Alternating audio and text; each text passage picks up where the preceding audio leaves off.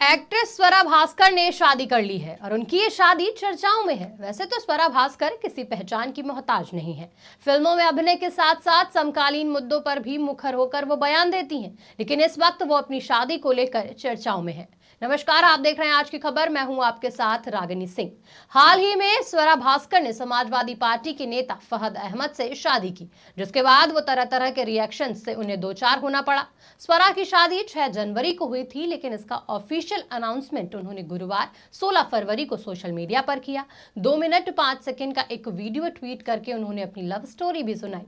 उनके इस ट्वीट पर कई लोगों ने प्रतिक्रियाएं दी। स्वरा की शादी के बाद कई लोग स्वरा भास्कर और फहद अहमद की शादी को लेकर सवाल खड़े कर रहे हैं। ट्रोल करने वालों और शादी पर सवाल उठाने वालों को खुद फहद अहमद ने करारा जवाब दिया था, लेकिन अब अयोध्या हनुमानगढ़ी के महंत राजू दास ने स्वरा भास्कर की शादी पर आपत्तिजनक बयान दिया है। हनुमानगढ़ी के महंत राजू दास ने स्वरा भास्कर की शादी पर कहा कि स्वरा भास्कर भारत तेरे टुकड़े होंगे इंशाअल्लाह करती हैं। 10 दिन पहले ट्वीट कर जिसे भाई बोलती हैं और फिर उसी से शादी कर लेती हैं। स्वरा भास्कर को कठिनाइयों का सामना करना पड़ेगा। महंत राजू दास ने स्वरा भास्कर को धमकी दी। उन्होंने कहा, अगर वो सशक्त महिला हैं तो पहले उन्हें शादी नहीं करनी चाहिए थी, लेकिन अगर वो 1000 मर्दों के साथ रात गुजारना चाहती हैं तो उन्हें मुबारक।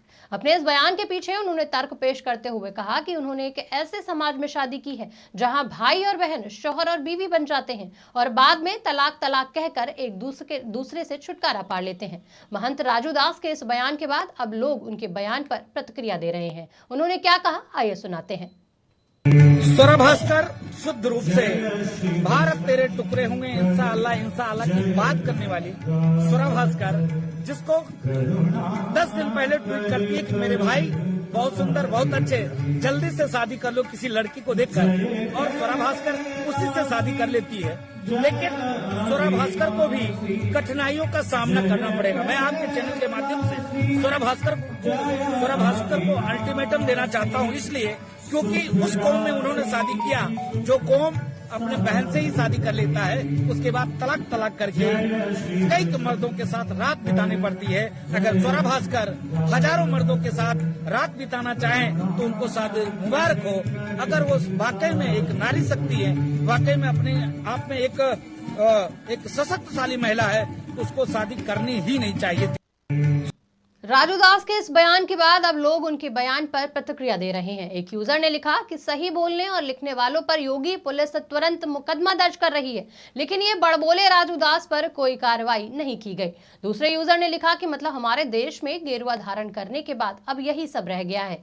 ऐसे में हमारे देश की इज्जत बढ़ जाएगी, विदेशों में बन जाएंगे विश्व गुरु। आपको बता दें कि महंत राजू दास ने पहली दफा इस तरह के विवादित बयान नहीं दिए। इससे पहले भी महंत राजू दास ने रामचरितमानस विवाद में घिरे समाजवादी पार्टी नेता स्वामी प्रसाद मौर्य का सिर कटवाने पर 21 लाख रुपए का इनाम घोषित किया था। हालांकि पहले भी कई मौके पर सिर काटने पर इनाम रख चुके हैं। इतना ही नहीं, वे पठान फिल्म के बेशम रंग गाने पर भड़क कर कह चुके हैं कि जिस थिएटर में ये फिल्में चलेंगी उसे फूंक दिया जाना चाहिए। खैर, जहां स्वरा और फहद की शादी के बाद लोग उन्हें ट्रोल कर रहे हैं, तो इस आपत्तिजनक बयान के बाद महंत राजू दास भी ट्रोल हो रहे हैं।